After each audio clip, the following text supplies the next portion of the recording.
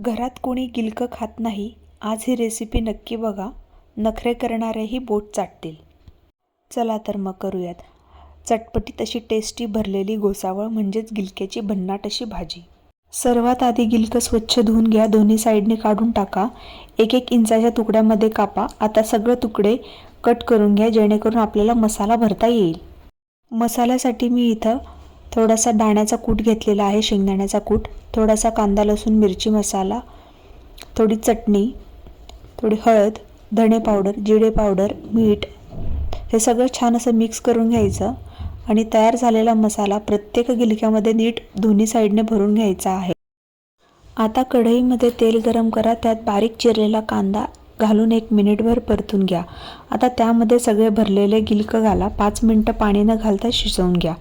त्यानंतर अर्धा कप पाणी घाला, झाकण ठेवा आणि गिलकं छान असं मऊ होईपर्यंत शिजू द्या. बघा किती सुंदर आणि चटपटीत असं टेस्टी भरलेलं गिलकं तयार आहे.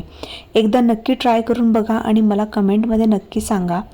न खाणारेही मी शुअर सांगते की ते खायला लागतील गिलकं अशा प्रकारे तुम्ही कधी बनवलं तर. अशाच सोप्या आणि चविष्ट रेसिपीसाठी चॅनलला फॉलो करा.